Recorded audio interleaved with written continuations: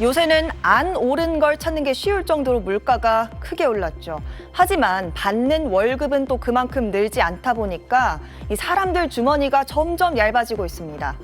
실제로 통계청이 조사를 해봤더니 통장에 찍히는 월급 액수 자체가 줄어든 건 물론이고 이 물가 오른 영향을 고려해서 계산한 실질 소득까지 모두 쪼그라든 걸로 나타났습니다. 올해 2분기 한 가구가 한 달에 벌어들이는 평균 소득은 479만 3천 원이었다고 합니다. 지난해 같은 기간과 비교하면 0.8% 감소했습니다. 이 물가를 반영해서 계산한 실질 소득은 더 많이 줄었습니다. 지난해보다 3.9%나 줄었는데 17년 만에 최대 감소 폭입니다. 코로나19로 받았던 지원금이 사라진 데다 물가가 많이 오른 탓입니다. 전국 1인 이상 가구의 2023년 2, 4분기 가구당 월평균 소득은 479만 3천 원으로 전년 동분기 대비 0.8% 감소하였습니다.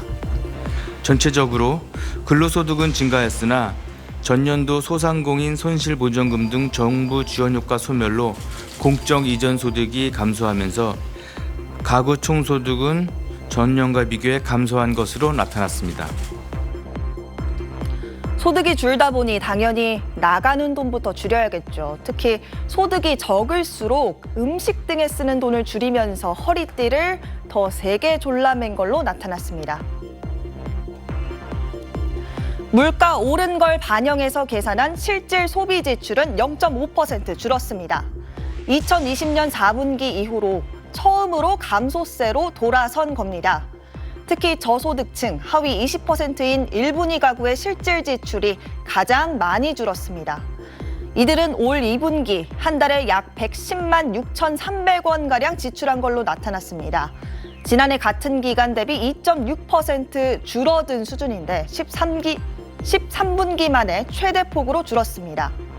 가정용품에 쓰는 돈을 25%나 줄였고 음식, 숙박, 식료품 비용도 7%가량 줄였습니다.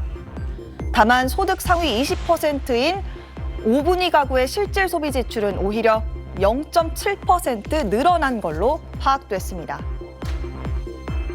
한편 고금리 영향으로 이자로 지출하는 비용이 40% 넘게 급증한 걸로 나타났습니다. 지금까지 뉴빌더 전연남이었습니다. 친절한 경제 권혜리 기자 나와 있습니다. 권 기자, 한국은행이 기준금리를 연속 5번 또 동결했네요. 네. 3.5%를 계속 유지하기로 한 거죠? 네, 올해 1월 이후 유지해온 3.5% 계속 갑니다. 사실 이번에는 한 번 올린다고 해도 이상하지는 않을 환경이었습니다. 일단 지난달 말에 미국이 22년 만에 가장 높은 수준으로 기준금리를 올리면서 우리와의 금리차가 역대 최대 폭으로 역전돼 있기 때문입니다. 그러니까 미국이 1금융권의 제일 큰 은행이라면 우리나라는 잘 나가는 우량저축은행쯤 되는 경제입니다. 아무리 우리가 우량저축은행이라고 해도 1금융권의 제일 큰 은행이 저축은행보다 이자를 2%포인트나 더 준다고 하면 세상의 돈이 그쪽으로 몰려가려고 할 수밖에 없겠죠. 실제로 미국이 그야말로 무제한으로 달러를 풀던 2021년 초만 해도요. 1,100원이면 1달러를 샀습니다. 기억하실지 모르겠지만요. 그런데 지금은 1,300원은 넘게 있어야 1달러를 삽니다. 특히 환율이 좀 진정되다가 지난달 말에 미국이 금리를 올린 이후로 다시 치솟고 있습니다. 그만큼 달러에 대한 수요가 더 많아졌고 우리 돈은 약해졌다는 겁니다. 가계부채도 문제입니다. 우리 GDP, 국내 총생산 규모보다 가계빚 규모가 더 큽니다.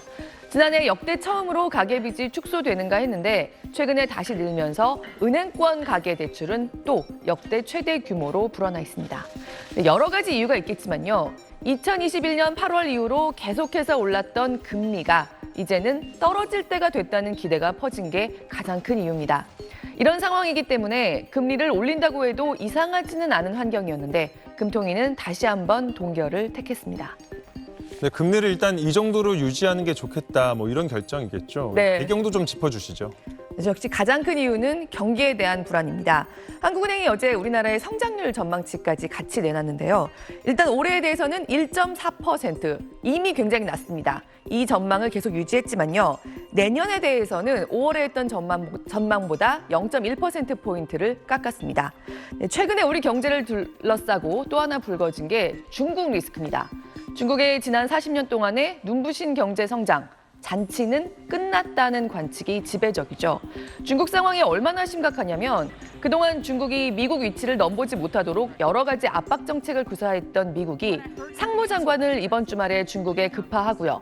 잠정적인 블랙리스트에 올렸던 27개 중국 기업들을 리스트에서 해제해주고, 그러니까 중국이 너무 힘들어서 글로벌 경기에 악영향을 미칠까 봐 중국을 관리하는 태세로 전환했을 정도입니다. 우리나라는 최근 몇 년 동안 중국에 크게 의존했던 수출을 다른 곳으로 많이 다변화하긴 했지만요. 그래도 여전히 중국이 이 정도로 힘들면 수출에 타격을 받을 수밖에 없습니다. 그래서 0.1%포인트를 깎았다는 게 한국은행의 설명입니다. 소비도 계속 부진합니다. 2분기에 우리 국민 가계 지출 1년 전보다 약간 늘은 걸로 나오기는 했는데요. 물가가 비싸져서 돈을 많이 쓰는 걸로 보일 뿐입니다. 들여다보면 실은 허리띠를 졸라매고 있는데도 돈은 더 쓰고 있는 겁니다. 이를테면 외식을 덜 하는데 밥값이 비싸서 외식비는 지난해보다 더 쓰고 있는 그런 상태인 거죠. 게다가 지난달 초에 건전성 우려가 불거지면서 불안해진 시민들이 줄지어 예적금을 해지하는 해프닝이 빚어졌던 새마을금고 사태 같은 것도 고금리 환경과 무관하지 않습니다. 부동산 대출 부실, 여전히 불씨는 남아 있습니다. 이런 상황들 때문에 일단은 금리를 이 정도에서 유지하자, 더 올리지는 말자는 선택이 나온 걸로 보입니다. 네, 이런 여러 이유 속에서 일단은 유지된 건데 이 금리가 앞으로 더 오를 수 있는 가능성도 열어둔 거죠. 네, 그런 부분을 강조했습니다. 기준금리를 결정하는 금융통화위원 6명 모두 지금보다 더 높은 3.75%까지 기준금리 인상 가능성을 열어두자는 의견이라고 한국은행 총재가 밝히기도 했습니다. 그리고 우리가 지난 10년간 익숙했던 그런 저금리는 앞으로는 힘들 거라고도 강조했습니다. 금융 비용 이런 것들이 한동안 지난 10년처럼 거의 0%, 1, 2% 수준으로 낮아질 가능성이 크지 않기 때문에 본인이 감당할 수 있는지 이런 것들을 다 고려하셔서 부동산에 투자를 하셔야 된다고 생각합니다. 그리고 설사 기준금리는 지금이 이번 사이클의 정점이라고 해도요. 시장금리는 또 출렁일 수 있습니다. 실제로 올해 내내 기준금리는 똑같았지만 주택담보대출 금리는 4월과 5월에 저점을 찍었다가 다시 상승했죠. 다만 최근에 미국이나 우리나 시장 금리가 계속 상승세를 타다가 멈추는 이 정도에서 당분간 유지되려는 모습이 조금씩 나오고 있어서요. 우리의 이자 부담은 당장은 지금 정도 수준에서 계속 유지될 거란 전망이 우세합니다. 네, 권 기자 이번 주도 잘 들었습니다.